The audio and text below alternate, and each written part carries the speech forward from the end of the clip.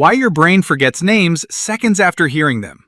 You hear a name, you shake a hand, and 2 seconds later, the name is gone. Not faded, gone. You can remember the face, the shirt, the room, even the exact sound of their voice, but the name has vanished as if your brain never heard it. That is not rudeness. That is not a bad memory. That is a specific cognitive failure built into the way your mind handles new information. The reason it happens is more unsettling than simple distraction. This is the story of why your brain actively throws names away seconds after hearing them. Most people assume they forget names because they were not paying attention or because they did not care enough.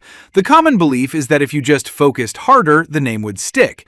That sounds reasonable. It is also not exactly correct. Before we go any further, it is important to clarify something. Your brain is not passive during introductions. It is running a complex social algorithm, and remembering the name is not its top priority. That priority conflict is the real problem. Here is what actually happens. When you meet someone, your brain first processes the face, the voice, the handshake, and a dozen social signals. Then, it tries to store the name in working memory. But working memory is not a warehouse. It is a tiny workspace with a strict limit. Cognitive scientists have found that the average adult can hold only about 4 new pieces of information in working memory at one time. A name is just one piece, but so is the face, the context, the emotion, and what you plan to say next. By the time your brain tries to encode the name, the workspace is already overloaded. The real culprit is something called the Baker-Baker paradox.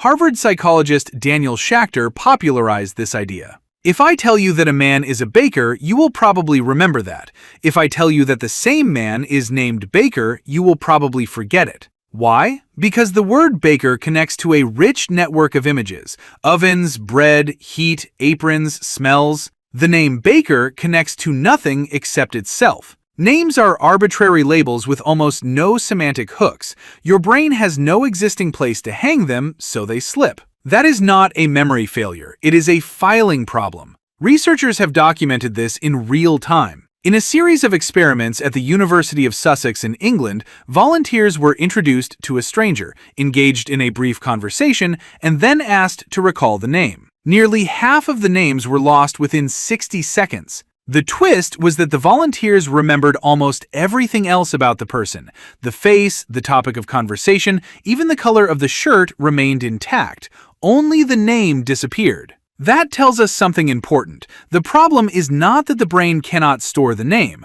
The problem is that the brain never gave the name a strong enough address. This matters more than you think. Imagine a job interview, a first date, or a doctor's appointment. You hear a name, and seconds later, you are already guessing. You nod, smile, and hope no one notices. That moment of panic is not a personal flaw. It is a universal cognitive glitch. Some researchers argue that this forgetting is not a bug, but a feature.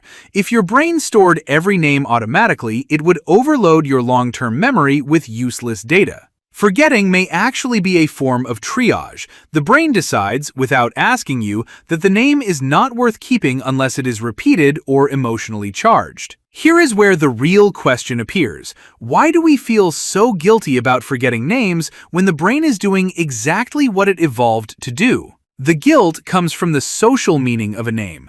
A name is not just information, it is recognition, it is respect. When you forget a name, you are not just losing data, you are signaling that the person did not matter enough. That is why the failure stings, and that is why we have to use tricks, like repeating the name out loud, associating it with a physical feature, or writing it down immediately. The brain will not keep it on its own. You have to force it. So, the next time you hear a name and feel it vanish 2 seconds later, do not blame your memory. Your memory is not weak. It is simply following a built-in priority system that treats names as low-value data until proven otherwise. That moment of blankness is not a personal failure. It is the system working exactly as it was built to. The real question is not why you forget names. It is how many other things your brain has decided are not worth keeping. Because if it can erase a name in 2 seconds, it can erase almost anything, and it probably already has.